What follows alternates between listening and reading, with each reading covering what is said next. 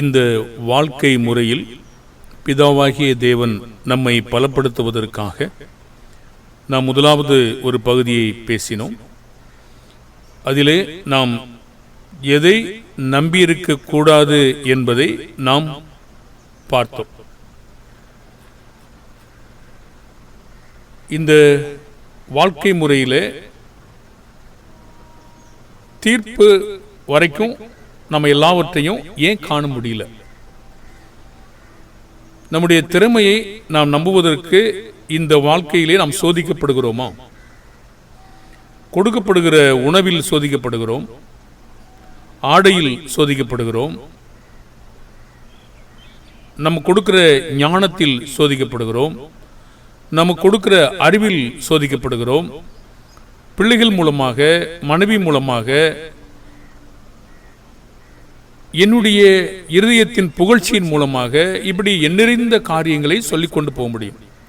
கொடுக்கிற ஐஸ்வர்யம், பொருள், மற்ற மற்ற மற்ற காரியங்கள் எல்லாவற்றிலும் நாம் அனுதீனமாக சோதிக்கப்படுகிறோம். தேவனுக்கு நம்ம நன்றி சொல்லணும். ஏன் நன்றி சொல்லணும்? நாம் பரிபூர்ணப்படுவதின் வேலையை அவர் நமக்காக இயேசு கிறிஸ்து மூலமாய் செய்கிறபடியினாலே நாம் நன்றி சொல்லணும். ஒவ்வொரு முறையும் நம்மளை யாராவது ஒருவர் கடிந்து கொண்டிருப்பாங்களானால், பிதாவே, கிறிஸ்து மூலமாய் உமக்கு நன்றி, என்னை நீர் அன்பு கூறுகிறீர், என்னை நீர் நேசிக்கிறீர், என்னை பரிபூர்ணப்படுத்த விரும்புகிறீர் என்று நம்ம ஏற்றுக்கொள்ளணும். ஒருவேளை அறியாத நாட்களில் எபிரேயரில் சொல்லப்பட்ட 12ஆம் அதிகாரத்தில் சொல்லப்பட்டது போல நமக்கு துக்கமாய் காணிருக்கும். கண்டிப்பாக இல்லை என்று சொல்லக்கூடாது. துக்கமாய் அது காணப்பட்டது. ஆனால் நாம் வளர்ந்து வரும்போது சமாதான பலனை அது நமக்கு தரும், உணர்ந்து கொள்ளுகிறோம். அப்போஸ்தலனாகிய பவுலுக்கு 1 கொரிந்தியர் 12 அந்த முள் முதல்ல வேண்டாம்னு தான் தோணுச்சு. பிறகு அவர் உணர்ந்து கொண்ட பிற்பாடு அதிலே சந்தோஷமாக ஆனார். நாம் கூட அப்படித்தானே. ஆகையினாலே நாம் நியாயமாக அவைகளை நாம் ஒப்புக்கொள்கிறோம். சரி, அப்போஸ்தலனாகிய பவுல் நியாயபரமான நீதியின்படி குற்றச்சாட்டப்படாமல் இருந்தார். ஆனாலும் அவர் தன்னை குறித்து தீர்ப்பு சொல்லுகிறாரா? இல்லை. அப்போஸ்தலனாகிய பவுல் தன்னிடத்தில் ஏதாவது, அவருடைய பார்வையில் ஏதாவது குற்றத்தை பார்த்தாரா? அப்படி பார்த்த பிற்பாடு யாதொரு குற்றத்தை காணாத போதும் தேவனுக்கு முன்பாக என்ன சொல்லுகிறார்? ஏன் எப்படி சொல்லுகிறார்? நம்முடைய அறிவை விட மறைந்திருக்கிறதும் இருக்கிறது. எங்க இருக்கிறது? இருதயத்தில் இருக்கிறது. அதை எப்ப வெளிப்படுத்துவாரு? நியாயத்தீர்ப்பில். ஏன் அதை என்னால் பார்க்க முடியல? என்னுடைய இருதயத்திலும் பெரியவராயிருந்து உருவாக்கினவர் ஒருவர் இருக்கிறார். அவர் தான் அதில் பெரியவராயிருக்கிறார். இதை பற்றி நம்ம கடந்த நாளிலே ஒரு சபையை கூட பார்த்தோம்.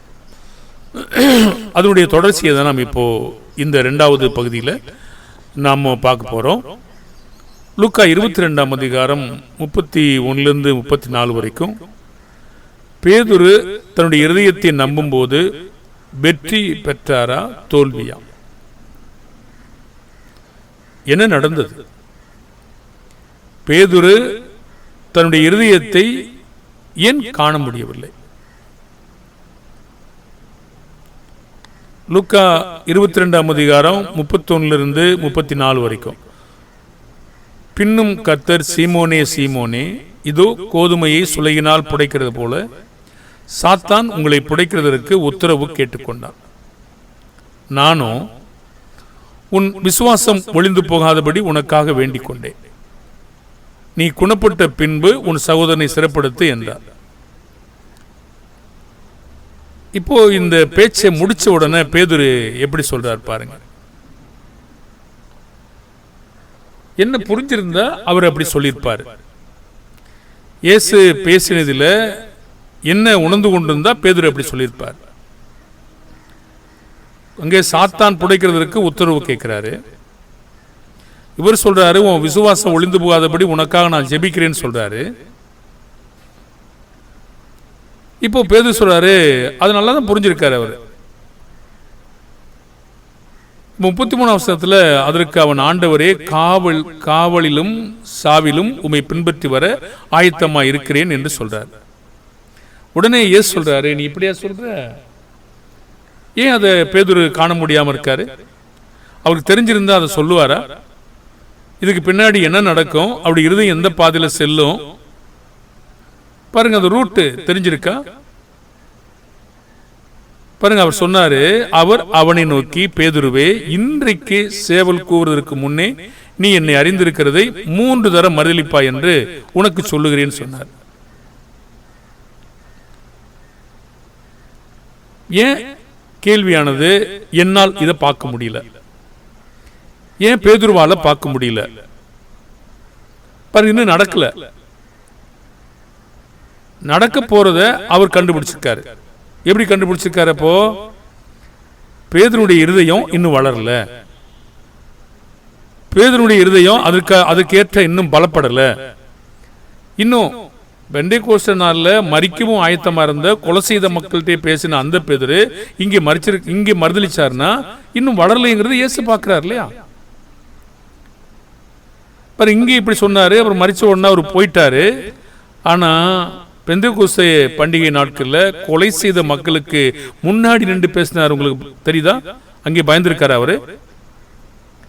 பாரு, அங்க பயப்படல, ஆனா கலாத்தியர்ல போய் கொஞ்சம் பயந்துருக்காரு இல்லையா?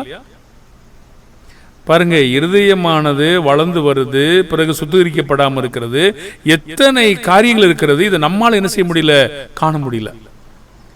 ஆனா தேவன் இதை காணக்கூடியவராக இருக்கிறார். அப்போ சொன்னாரு, சாவிலும் உம்மை பின்பற்றி வர ஆயத்தமா இருக்கேன்னு சொல்ல. இப்பதான் இயேசுவை பின்பற்றி வந்திருக்காரு, அதுக்கெல்லாம் அவருக்கு அவ்வளவு பலமா எப்படி வந்துடும்?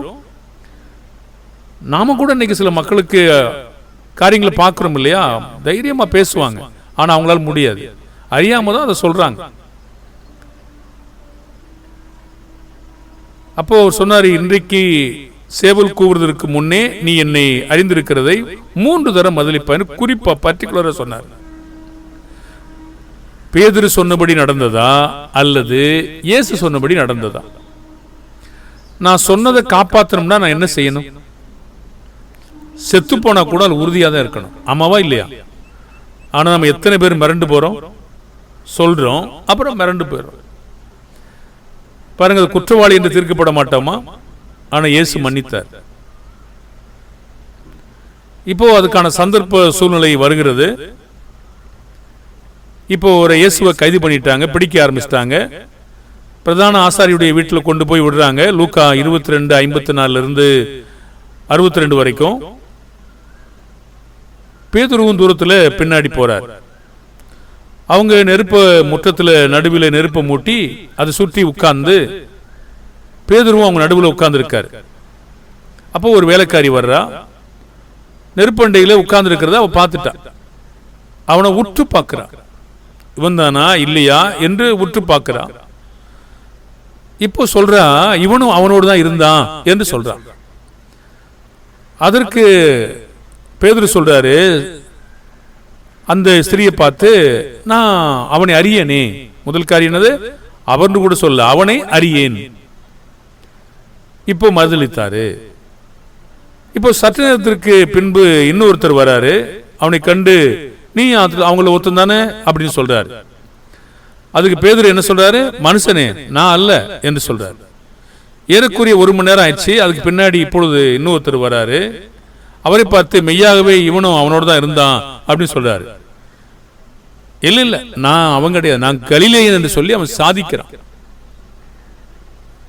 இப்போ என்ன நடக்குது பாருங்க. பேதுரு சொன்ன உடனே 60ஆம் வசனத்துல சேவல் கூவித்து. இப்போ பேதுருக்கு இப்போதான் நினைவு வருது. கர்த்தர் திரும்பி பேதுருவை நோக்கி பார்த்தார். எதுக்காக? சேவல் கூவுவதற்கு முன்னே நீ என்னை 3 தரம் மறுதலிப்பாய் என்று கர்த்தர் தன்னிடத்தில் சொன்ன வசனத்தை உடனே பேதுரு நினைவு கூர்ந்து வெளியே போய் மனங்கசந்து அழுதார். எப்படி நடக்குது? அப்போ பிறகு நம்ம கூட அவசரமா யோசிக்கிறோம் இல்லையா? இல்ல இல்ல இல்ல, நான் கிடையாது, நான் சொல்லல அப்படிலாம் சொல்றோம் இல்லையா? சொல்றோம். இல்லை நான் வேற மாதிரி சொன்னேன். நம்ம மனுஷங்கிட்ட சொல்லிடலாம். தேவன் பார்த்திருக்காரா இல்லையா? தேவன் நிச்சயமாக பார்க்கிறார். நம்முடைய வார்த்தையில சரியா நடக்கலைன்னா தேவனிடத்திலே கணக்கு சொல்வதிலிருந்து நாம் தப்பிக்க முடியாது. என்னவா கூட இருக்கலாம். எது ஒன்றிலும் நாம் சொன்னதை சரியாய் பின்பற்றுகிற பிள்ளைகளாக இருக்கணும். தேவன் அநேக காரியங்கள் சொல்லுகிறார், அதுக்கு நிபந்தனை இருக்கிறது. இது பாடம் வேற ட்ராக்ல போயிடும். அந்த நிபந்தனையை அவங்க புரிஞ்சுக்கணும். சொல்லும் போது நிபந்தனை புரிஞ்சுக்கணும். இங்க இருக்கிற காரியமானது, பேதுரு தன்னுடைய இருதயத்தை நம்பினார். அவர் இருதயத்தை காண முடியாதே இருந்தார். அவர் இருதயம் எந்த வழியில் செல்லும் என்பதை இயேசு கண்டுகொண்டார்.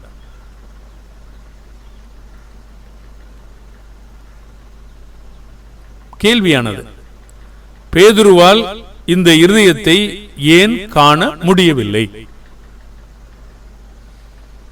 அவ்வளவுதான் நம்ம வளர்ந்துருக்கோம், அதனால காண முடியாது. அதனாலதான் நம்ம தீர்ப்பு சொல்ல முடியாதுங்க. என்னுடைய வளர்ச்சி, நான் ஒரு குழந்தை, இவ்வளவுதான் என்னுடைய வளர்ச்சி. எதிர்காலங்களில் இது என்ன ஆகும் என்பதை நான் வளரவில்லை, அது எனக்கு புரியல. ஆனா நான் பேசுறேன். அது எங்கிருந்து பேசுறேன்? என்னுடைய மனதில் இருந்து பேசுறேன். என்னுடைய மனதில் எனக்கு நம்பிக்கை இருக்கு. ஆனா இருதயமானது அந்த மனதினுடைய கட்டுப்பாட்டில் அடங்கி போகல. அதையும் தாண்டி இந்த வேலையில செய்கிறது என்பதை நான் பார்க்க முடியும். அப்போஸ்தலனாகிய பவுல் நம்ம ரோமர் 7ஆம் அதிகாரம் கடந்த நாள்ல நினைவூட்டணும் இல்லையா? நான் விரும்புகிறேன், ஆனால் அதை செய்ய முடியல. நான் விரும்பாததை செய்கிறவனாய் இருக்க என்று சொல்றார். போராட்டம் இருக்கா? போராட்டம் இருக்கு. இப்ப என்ன செஞ்சிருக்கணும்? மரிப்பதற்கு ஆயத்தமா இருந்திருக்கணுமா இல்லையா? சொன்ன சொல் என்னாச்சு? அவர் மரிப்பதற்கும் இழப்பதற்கும் ஆயத்தமாக இருந்திருக்க வேண்டும். ஆனா என்ன செய்யல? அவரு இல்ல.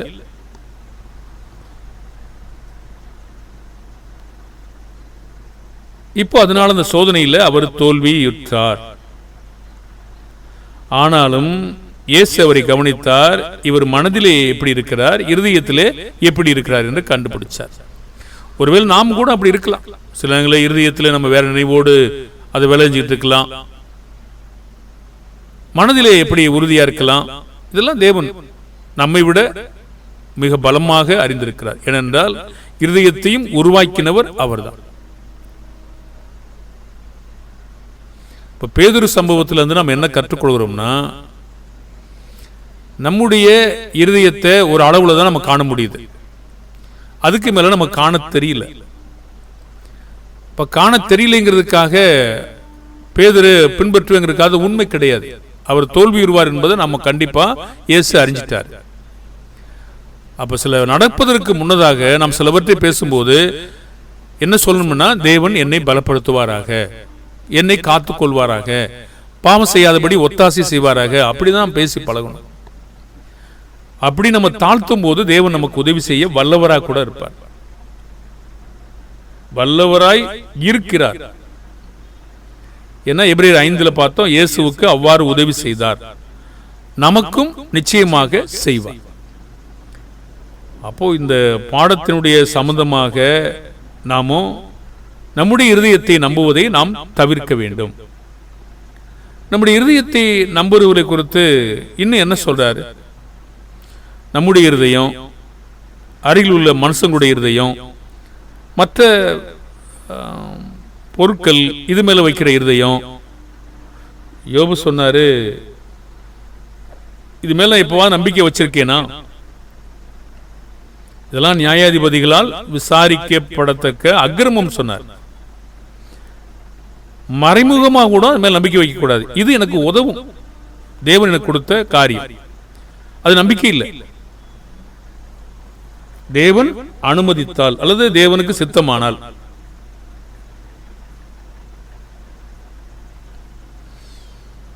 அப்ப தேவனுக்கு சித்தமானால் இதை எனக்கு தருவார் என்று நான் என்ன செய்யணும்? நான் பேசணும்.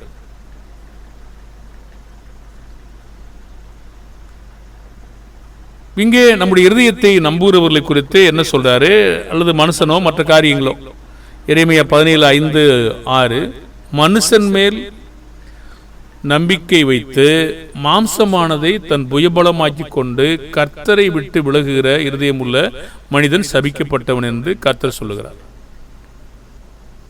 பாருங்க, நம்பிக்கை வைத்ததுக்காக நீங்க சபிச்சிட மாட்டாங்க, விலகிடுவோம். மனிதன் மேலே ஒரு நம்பிக்கை இருக்கும் என்றால் நான் கர்த்தர் மேல் இருக்கிற நம்பிக்கையை எடுத்து விடுவேன். 2 எஜமான்களுக்கு ஒருவனாலும் வேலை செய்ய முடியாது. நான் என்னையும் நம்பலாம், என்னுடைய மாம்சத்தையும் நம்பலாம், நான் என் அருகில் உள்ள மனிதர்களையும் நம்பலாம். அப்படி நம்பும்போது நான் யாரை விட்டு விலகிறேன்னா கர்த்தரை விட்டு விலகுகிற இருதயம் உள்ள மனிதனாக இருக்கிறேன். இது எனக்கு ஆசீர்வாதமா இல்லைன்னு சொல்றார். என்னுடைய நிலைமை எப்படி இருக்கும்? அவன் நான் மனுஷனை கர்த்தரை நம்புகிறது மாதிரி நான் காட்டிக்கிட்டா, மனுஷனை நம்பிக்கிட்டு இருந்தேன்னா என்னுடைய நிலைமை என்ன ஆகும்? ஒன்னா தீஞ்சு போயிடும். என்ன தீஞ்சு போகுது?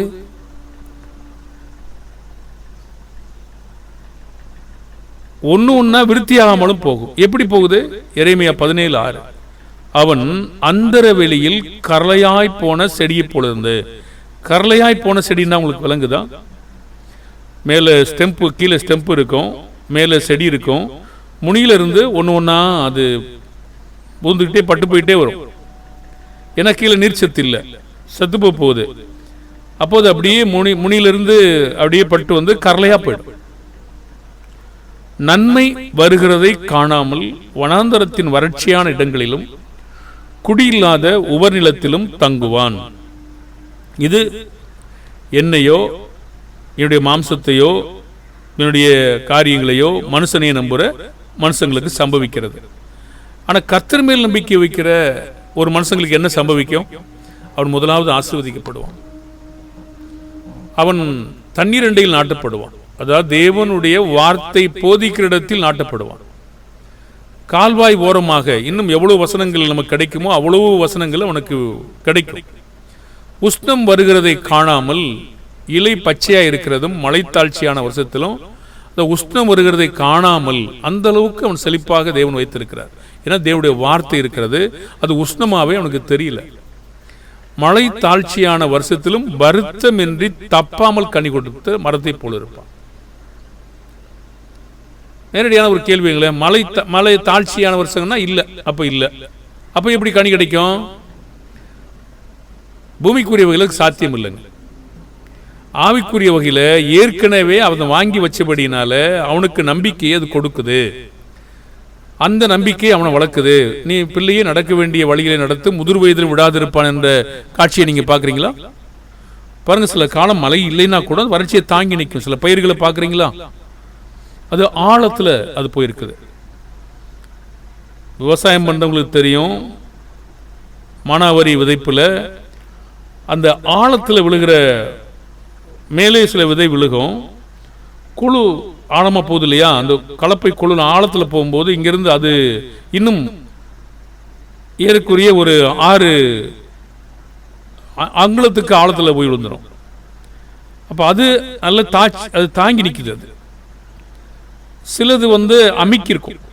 மாடு விழுகும் போதோ அந்த தடத்துல அமிங்கி அந்த ஈரத்தை காத்து வச்சுக்கிறோம். பாருங்க, அந்த மாதிரி நேரங்களில் வருத்தமின்றி தப்பாம அது வளர ஆரம்பிக்கும். ஏன்னா ஈரம் அங்கே காக்கப்படுகிறது. இது நம்ம கருத்து என்னன்னு கேட்டீங்கன்னா, நம்ம மனுஷனை நம்பாம மாம்சமா நம்பாம தேவனை நம்பும் பொழுது சிலங்களை தேவனுடைய வார்த்தையை நமக்கு கிடைக்காவிட்டாலும் ஏற்கனவே கற்றுக்கொண்ட வார்த்தைகள் நம்மை அது காத்து கொள்ளுகிறது. கனி கொடுக்கிற மரம் மாதிரி இருப்பான், மரத்தை போல் இருப்பான். அடுத்த காட்சி, தீர்வின் அதிபதி அசிரிய ராஜா நேபுகாத்நேச்சர், ஏரோது ராஜா, இதெல்லாம் நிறைய நம்ம பேசி இருக்கிறோம். திரும்ப அதை நம்ம கொண்டு வர மாட்டோம். மேலோட்டமா தீர்வு மட்டும் நம்ம சொல்லுவோம். தீர்வின் அதிபதி ரொம்ப மேட்டிமையிட்டார். 22:28-2 அவர் என்ன சொன்னார்னா, நான் தேவன் சொன்னார். அப்படின்னா என்னால் எல்லாம் செய்ய முடியும். நான் எங்கே வாசமா இருக்கேன்னா சமுத்திரத்தின் நடுவே தேவாசனத்தில் நான் விட்டுருக்கேன். அப்படி சொல்லிட்டு யாருடைய இருதயத்தை போல ஆக்கிட்டாருன்னா தேவனுடைய இருதயத்தை போல ஆக்கிட்டார். தேவன் சொல்றாரு, அப்படி நீ ஆக்குனாலும் நீ தேவன் கிடையாது, நீ மனுஷன் சொல்றாரு. இன்னும் ஒரு பார்க்கிறார், எனக்கு இதெல்லாம் ரகசியம் கிடையாது, எல்லாம் தெரியும்ன்றார். மனுஷங்க இப்படி பேசுறாங்களா? எனக்கு எல்லாம் தெரியும். அவர் சொல்ற அப்படிதான் அவரும் சொல்றாரு, உனக்கு மறைபொருள் அல்ல, நீ உன் ஞானத்திலும் புத்தியிலும் பொருள் சம்பாதிச்ச, ரைட்டு, பொக்கிஷங்களை சேர்த்து கொண்ட, அது ரைட்டு. அதனால என்ன ஆயிட்ட? அது உன்னை கெடுக்காம பார்த்துக்கணும்ல. 5ஆம் வசனத்துல இருதயம் செல்வத்தினால மேட்டிமை ஆயிடுச்சு. அப்ப அதனால என்னாச்சுன்னா அவருக்கு தேவனுடைய இருதயத்தை போல ஆக்கிட்டார். எதுக்காக? அந்த செல்வம் வந்ததுனால ஆக்கிட்டார். அது யாரு கொடுத்தது? தேவன் கொடுத்தாரு. தேவன் சொல்றாரு, நீ அப்படி ஆக்கிட்டு தேவனுடைய இருதயத்தை போல ஆக்குறீங்கன்னா அதுக்கு என்ன அர்த்தங்க? அவர் நம்பலையே, எல்லாம் நான் தான் நினைக்கிறார் இல்லையா? அப்ப என்ன ஆகும்? இப்போ தேவன் சொல்றாரு, ஓ மினுக்கனை குலைச்சிருவேன்றார். எசேக்கியேல் 28:1 அது 10 வரைக்குங்க. அவர் எப்போ உணர்ந்து கொள்வார்னா, மினுக்க குலைக்கும் போது, கீழே விழத்தள்ளும் போது, சாகடிக்கப்படும் போது, இப்போ உன்னை குத்தி போடுறதுக்கு முன்னாடி நீ என்ன தேவன் சொல்லுவையா? கேள்வி. நான் எல்லாத்தையும் என்னால் செய்ய முடியும்னா சிலதை ஏன் என்னால் செய்ய முடியல? எல்லாம் என்னால் முடியும் அப்படின்னா சிலதை ஏன் முடியலன்னு கேட்கிறேன். இந்த மாதிரி தேவன் செய்ய சொல்லும் போது அப்பதான் தெரியும் யாருன்னு சொல்லி. 28:10 கேட்கிறாரு, மறுதேசத்தாரின் கையினால் விருத்தசனம் இல்லாதவர்கள் சாவது போல சாவாய், நான் இதை சொன்னேன் என்று கர்த்தராகிய ஆண்டவர் உரைக்கிறார். இப்போ அவங்க தேவன் சொல்ல முடியுமா? இப்பதான் அவருக்கு புரியும். நேபுகாத்நேச்சருக்கு அப்பதான் புரிஞ்சது. பாருங்க, இப்படி நம்மை உயர்த்துவதிலிருந்து நம்ம பாதுகாக்கப்பட வேண்டும் என்றால் தேவனை நம்பணும். அப்போஸ்தலனாகிய பவுல் தேவ நம்பிக்கை மாற்றப்பட்ட போது, அதை நம்ப மறுத்த போது அவர் என்னாச்சு? அப்போஸ்தலர் 9ஆம் அதிகாரம் 1-9 வரைக்கும் அவர் சீறி கர்த்தருடைய பிள்ளைகள்கிட்ட பயமுறுத்தி கொலை செய்யும்படி பிரதான ஆசாரிட்ட போய், இந்த மார்க்கத்தார புருஷராகிலும் ஸ்திரீயாகிலும் நான் கண்டுபிடித்தால் அவர்களை கட்டி எருசலேமுக்கு கொண்டு வரும்படி தமஸ்குவில் உள்ள ஜெபாலயங்களுக்கு நிருபங்களை கேட்டு வாங்கிட்டார். இப்படி வாங்கிட்டு பிரயாணமா போறார். தமஸ்கு சமீபத்த போது சடுதியில வானத்திலிருந்து ஒரு ஒளி அவரை சுற்றி பிரகாசித்தது. இப்ப என்னாச்சு? தரையில விழுந்துட்டார். அப்போ என்ன சத்தம் வந்துச்சு? சவுலே சவுலே, நீ என்னை ஏன் துன்பப்படுத்துகிறாய் என்று தன்னுடைய சொல்லுகிற ஒரு சத்தத்தை அவர் கேட்டார். அவர் முதல் கேள்வி அதற்கு அவன் 5ஆம் வசனத்துல, ஆண்டவரே நீர் யார் சொன்னார். அவர் சொன்னாரு, அதற்கு கர்த்தர், நீ துன்பப்படுத்துகிற இயேசு நானே. நீ என்ன செய்ய முடியாது? எது கடினம் உனக்கு? முள்ளில் உதைக்கிறது, அது உனக்கு கடினம். இப்ப இவர் நம்பிக்கையில அதை அழிச்சிடலான்னு பார்த்திருக்காரு. ஆனா அவர் அது சரியா வரல. அதெல்லாம் அவிசுவாசத்துல செஞ்சிருக்காரு. நடுங்கி திகைச்சிட்டார். திகைச்ச உடனே ஒரு கேள்வி கேட்டாரு, என்ன செய்ய சித்தமா இருக்கிறீர்? அப்ப எப்போ மனுஷன் கேட்கிறாங்க? இந்த மாதிரி ஆக்கப்படும் போதும். அது வரைக்கும் எனக்கு வந்தா போதும் அப்படின்னு சில மனுஷங்க சொல்றாங்க வாயிலால. சொல்லாமா? பாருங்க, அப்ப தெரிஞ்சே செய்றீங்களா? பாருங்க, அப்படி வந்தா நான் இப்படி செய்யறேன் அப்படின்னா பரிசோதனை பண்ணி பாக்குறீங்களா? தேவனுக்கு சவால் விடுறீங்களா? பாருங்க, அப்போ இவரு இந்த மாதிரி ஆக்கின ஒண்ணுதான் அவருக்கு புரியுது. என்ன செய்ய சித்தமா இருக்கிறீர்? எழுந்து பட்டணத்துக்கு போன்னு சொன்னார். அங்கே சொல்லப்படும். ஒருத்தரையும் காணும். திறந்த போது கைலாக கொடுத்தாங்க, நடக்க முடியல. ஒருத்தர் கொடுத்தா வேலை செய்ய வேண்டியிருந்துச்சு. கைலாக கொடுத்து தான் அவருக்கு தூக்கிட்டு போனாங்க. கண்ணுதில் இல்லை, நடக்க முடியும், மன்னிக்கணும், கண்ணு பார்வை இல்லாதவனா இருக்காரு. அதனால கை கொடுத்து கூட்டிட்டு போக வேண்டிய அவசியம் இருந்துச்சு. ஏன்னா 3 நாள் பார்வை இல்லாம புசியாமலும் குடியாமலும் இருந்திருக்கார். இதுல இருந்து நம்ம என்ன கற்றுக்கொள்கிறோம்? நம்பிக்கை மாற்றப்பட்ட போதும் அதையும் புரிஞ்சுக்கிறாம சில மக்கள் இருக்கிறாங்க. நான் முன்னாடி என்ன நம்பணும் அதையே செய்வேன் அப்படின்னு இருக்க மக்கள் இருக்காங்க. அதுக்கான பாடம் இது சரியா இருக்கு. நான் என்னத்தை முன்னாடியே நம்பிட்டு இருந்தேனோ அதுதான் சரி, நான் என்ன பண்ணணும் அதே சரி, இது எங்க மாற்றப்படுது அப்படின்னு பார்க்கணுமா வேண்டாமா? அதையும் சில பார்க்க முடியாம தான் என்ன நம்பினதோ முடிஞ்சு போனதை நம்பிக்கிட்டு அப்படியே உட்கார்ந்துட்டு இருக்காங்க. நீங்க 2000 ரூபாய் நோட்டு வச்சிருக்கீங்க, அதுக்கு அரசாங்கம் செல்லாதுன்னு சொல்லிச்சு, நீ வச்சுக்கிட்டு அதையே நம்பிக்கிட்டு இருப்பீங்களா? ரொம்ப உஷாரா போய் மாத்திடுறாங்க அதெல்லாம் வேகமா. ஆனா இதெல்லாம் மட்டும் புரியுதில்லை. அதை வச்சுதாங்க நியாயம் தீர்ப்பாரு தேவன். நாம் என்ன நினைக்கிறோம், என்ன பேசுகிறோம், அதை வச்சுதான் நியாயமே தீர்ப்பாரு. நீதிமொழிகள் 28ஆம் அதிகாரம் 26வது வசனம், தன் இருதயத்தை நம்புகிறவன் மூடன், ஞானமாய் நடக்கிறவனோ ரட்சிக்கப்படுவான். நீதிமொழி 29:25, மனுஷனுக்கு பயப்படுகிற பயம் கண்ணியை வருவிக்கும், கர்த்தரை நம்புகிறவனோ உயர்ந்த அடைக்கலத்தில் வைக்கப்படுவான். எந்த ஒரு சூழ்நிலையிலும் மனுஷனுக்காக நாம் பயப்படவே கூடாது. அதாவது நான் சொல்றது கர்த்தர் நிமித்தமாக. கர்த்தர் யாருக்கு பயப்பட சொல்றாரோ, யாரை கனம் பண்ண சொல்றாரோ அவங்கள நாம கண்டிப்பா கனம் பண்ணணும்.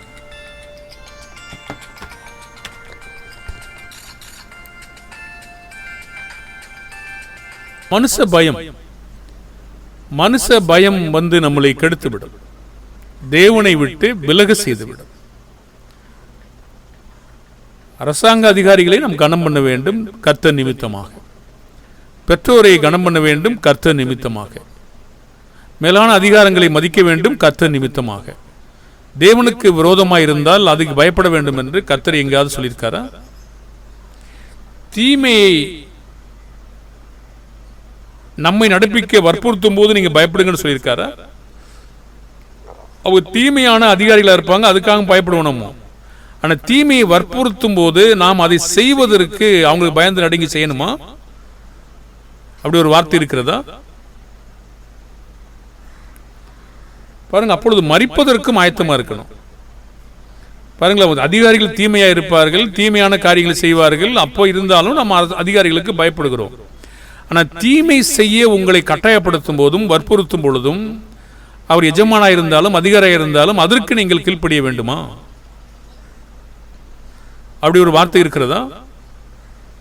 வணங்க சொன்னா வணங்குவீங்களா? எதை? சிருஷ்டியை வணங்குவீங்களா? தேவன் வந்து புருஷர்களை தலைவர் என்று சொல்லுகிறார். நீங்கள் உலகம் சொல்வது போல இந்த காடுகளில் அச்சிடப்படுவது போல தலைமைத்துவத்தை அங்கே நீங்க கொடுப்பீங்களா? பாருங்க, அப்படி கொடுத்தாதான் ரேஷன் கொடுப்பாங்க அப்படின்னா நீங்க இழந்து போனாதாங்க முடியும், வேற வழியே கிடையாது. அப்படி நடக்கும். ஆனால் அப்படிலாம் இருக்கிறதா? கிராமத்தில் அப்படிலாம் வந்துச்சு. பாருங்க, எங்கேயும் கொண்டு வருவாங்க, அதுக்கு இன்னும் கட்டாயப்படுத்தல, சலுகைகளுக்காக சில மாறுறாங்க. பாருங்க, நம்ம மறைமுகமா மறுதளிக்கிறோம். பாருங்க, தேவனுடைய வார்த்தைகளை ஒன்னு ஒன்னா அப்படியே மறுதளிச்சுட்டே போயிடுவோம். சில சலுகைகளுக்காக சிலவற்றை நாம் இழந்து விடுகிறோம். ஜாக்கிரதையா இருப்போமாக. தீமை செய்ய நம்மை வற்புறுத்தும் போது எந்த ஒரு நாளிலும் நாம் அதற்கு கீழ்ப்படிய வேண்டிய அவசியம் கிடையாது. தேவன் ஒருவருக்கே கீழ்ப்படியணும். அதற்காக மரிக்கவும் ஆயத்தமா இருக்க வேண்டும். அப்படியும் வருமா? வருமே. நாம் என்ன பேசுகிறோமோ அது வந்து நேரிடவும் செய்யும். பேதுரு பேசும்போது நேரிடலையா? வரும். ஆனால் நாம் உறுதியாக இருக்க தேவனுடைய பலத்தை நாம் கேட்போம். அப்போ அந்த மரிக்கவும் ஆயத்தமா இருக்கு என்பது அவருடைய பலம் நமக்கு வேணும், நம்முடைய பலத்தில் அல்ல. மனிதனுக்கு பயந்தா அது கண்ணி தான் வரும், சிக்கிடுவோம். கர்த்தரை நம்பியிருந்தா அவர் நம்மை பாதுகாப்பார், மரிக்கவும் செய்ய பண்ணுவார், உயர்ந்த அடைக்கலத்தில் வைக்கப்படுவான். பூமியில் இல்லாமல் இருக்கலாம், மேலே அங்கு கொண்டு போவார். நீதிமொழி 28:25 கர்த்தரை நம்புகிறவனோ செழிப்பான். நீதிமொழிகள் 16:20 விவேகத்துடன் காரியத்தை நடப்பிக்கிறவன் நன்மை பெறுவான், கர்த்தரை நம்புகிறவன் பாக்கியவான். பிரியமானவர்களே,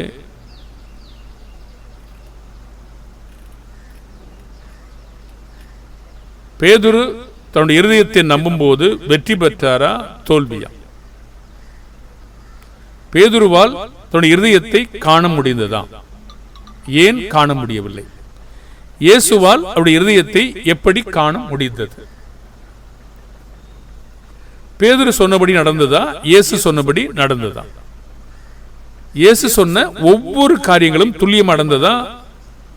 இயேசு சுயமா ஏதாவது சொன்னாரா, செஞ்சாரா? இல்லை. நம்முடைய இருதயத்தையும் நம்மை நம்புவருடைய குறித்து கர்த்தர் என்ன சொல்றாருங்க? மனுஷ நம்பிக்கை என்ன ஆகும்? கெடுத்துரும். தீரு அதிபதி தன்னை நம்பினதுக்காக என்ன ஆனாரு? அவர் சோதிக்கப்பட்டு அவர் யார் என்று உணரும்படியான ஒரு வேலையை செய்தார். அப்போஸ்தலனாகிய பவுல் நம்பிக்கை, தேவ நம்பிக்கை மாற்றப்பட்ட போதும் அதை நம்ப மறுத்த போது என்ன நடந்தது? பேதுரு கூட நம்ப மறுத்தார் இல்லையா? பாருங்க, அப்ப நாம என்ன செய்யறோமோ அது இல்ல, தேவன் எப்படி நடக்கும்படி நம்மளை சொல்றாரோ அப்படி நாம் என்ன செய்யணும்? நடக்கணும். நாம் ஜெபிப்போமா? மிகவும் பிரியமான எங்களை நேசிக்கிற அன்புள்ள பிதாவே, இந்த நேரத்திற்காக நன்றி. நீர் எங்களை ஆசீர்வதிக்கிறீர். நாங்கள் எங்களை அறியாமல் நம்பினதை மன்னியும். நாங்கள் எல்லாவற்றிலும் பாவத்தை மேற்கொள்வதிலும் நாங்கள் செய்கிற வேலையிலும் உம்முடைய ஞானத்தை மெய்யாகவே சார்ந்திருக்கிறதை நீர் காணுவீர். மறைந்திருக்கிறதையும் உம்மால் காண முடியும். பிதாவே, நாங்கள் அறியாத காலங்களில் அநேக காரியங்களை செய்த போதிலும் மன்னித்து ஏற்றுக்கொண்டு பேதுருவைப் போல மேன்மையாய் நடத்தி கொண்டு வருகிறீர். அதற்காக நன்றி. பிதாவே, உமது பிள்ளைகள் இவ்வாறான தங்களை தாழ்த்தி தங்களுடைய காரியங்களிலே நாங்கள் மனதிலே, இருதயத்திலே எப்படி நடந்து கொள்கிறோம் என்பதை காணத்தக்கதாக அளவுகளை வைத்திருக்கிறீர். அந்த அளவுகளின்படி எங்களை காண கண்களை திறந்திரலும். பிதாவே, எங்களை உயர்த்தாதபடி எங்களை விலக்கி காத்துக்கொள்ளும். எப்பொழுதும் உம்முடைய பலத்தையே சார்ந்திருக்க உதவி செய்யும். மனித நம்பிக்கை, எங்களுடைய நம்பிக்கை, மாம்ச நம்பிக்கை எங்களை வெட்கப்படுத்திவிடும். ஆகையினால் நாங்கள் உமக்கே பயந்திருக்க, உம்மை சார்ந்து வெற்றி பெற எங்களுக்கு பலன் தாரும். இயேசுவின் நாமத்தில் செபிக்கிறோம் நல்ல பிதாவே, ஆமென். வாழ்த்துக்கள் அன்பு கர்த்தருடைய பிள்ளைகளே.